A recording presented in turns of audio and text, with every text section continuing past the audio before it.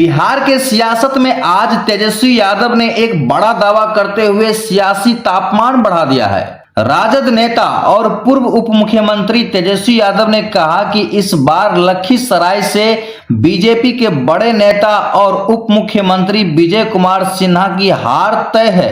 तेजस्वी ने बीजेपी पर सीधा हमला बोलते हुए कहा कि जनता अब उनके दिखावटी विकास और दोहरी राजनीति से परेशान हो चुकी है। उन्होंने साफ कहा कि बिहार में बदलाव की लहर है और लोग अब जाति पाति और झूठे वादों से ऊपर उठ चुके हैं। तेजस्वी यादव ने आगे कहा कि उनकी पार्टी बेरोजगारी, शिक्षा और महंगाई जैसे असल मुद्दों को लेकर लगातार आवाज उठा रही है और अब जनता भी जागरूक हो चुकी है। तेजस्वी को पूरा भरोसा है कि लखीसराय इस बार इतिहास रचेगा और बीजेपी को करारा जवाब देगा।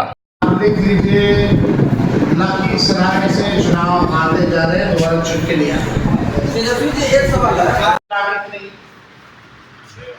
जो नागरिक है उसको तो संविधान ने अधिकार दिया वोट देने का, और जब नागरिक ही नहीं रहेगा तो आप समझिए कि जो कल्याणकारी योजनाएं हैं सरकार की, चाहे पेंशन हो, राशन हो, सब गरीबों का बंद हो जाए, कुछ नहीं मिलेगा। तो ये केवल वोटर लिस्ट बनाने की बात नहीं है, अधिकार की बात नहीं है, बल्कि ये लोग अस्तित्व को ही खत्म करना चाहते हैं। तो ये बड़ा सवाल। अब आप ही लोगों के परिवार में किसी का नाम कट जाए तो उसका अस्तित्व ही खत्म हो जाएगा। तो ये बड़ा सवाल है, ठीक नहीं लगा इस पे बोलने का, लेकिन आप सब लोग अंदाजा लगा सकते हैं कि मुख्यमंत्री जी की अभिस्थिति बिहार चलाने लायक, सरकार चलाने लायक अब नहीं रहेगी। और कैसे बिहार चल रहा है रिमोट कंट्रोल से दिल्ली के दो लोग जो वहां बैठ रहे हैं, प्रधानमंत्री हो या अमित शाह, उन्हीं के इशारे पे ये सारा काम, और ये SIR भी उन्हीं लोगों के इशारे पे चुनाव लोग कर रहा है। चुनाव के पास कोई जवाब नहीं। हालांकि 28 तारीख को मामला कोर्ट में कि सीएम का जो है लताड़ने का काम किया, पटकार लगाने का काम किया। सदन में अगर वो फुटेज आप लोगों के पास होगा तो जरूर लोग चलाएंगे,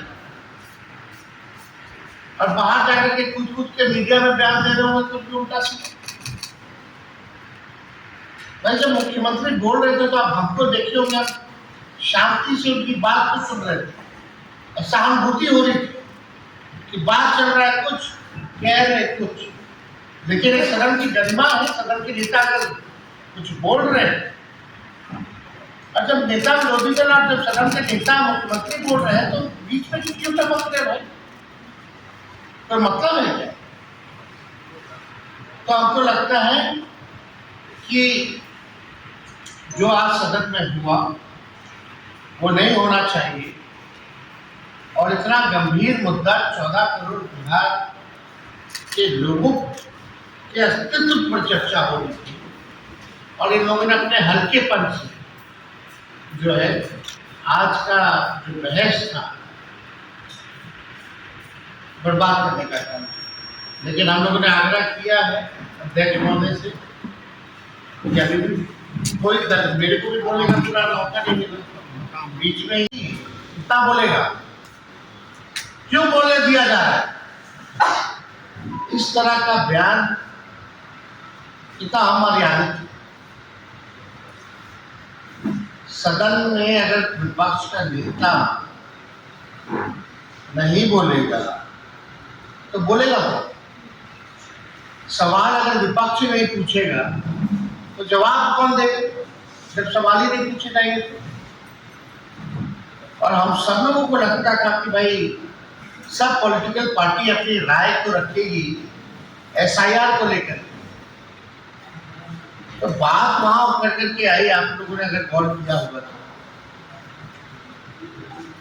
कि हमने कहा कि सूत्रों पर ये दोनों मुख्यमंत्री जो है बयान देने लगते हैं।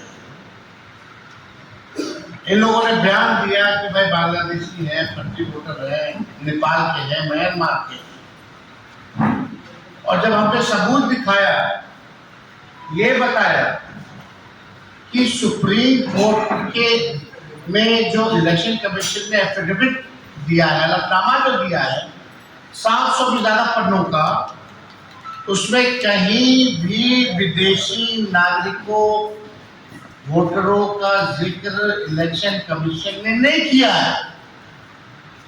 जब किया ही नहीं तो इस तरह का बयान महत्वपूर्ण पद पे बैठा हुआ व्यक्ति इस तरह की राजनीति अगर करता है तो उसका खंडन होना चाहिए। नागरिक नहीं, जो नागरिक है उसको तो संविधान ने अधिकार दिया वोट देने का, और जब नागरिक ही नहीं रहेगा तो आप समझिए कि जो कल्याणकारी योजनाएं हैं सरकार की, चाहे पेंशन हो, राशन हो, सब गरीबों का बंद हो जाए, कुछ नहीं मिलेगा। तो ये केवल वोटर लिस्ट बनाने की बात नहीं है, अधिकार की बात नहीं है, बल्कि ये लोग अस्तित्व को ही खत्म करना चाहते हैं। तो ये बड़ा सवाल। अब आप ही लोगों के परिवार में किसी का नाम हट जाए तो उसका अस्तित्व ही खत्म हो जाएगा। तो ये बड़ा सवाल है।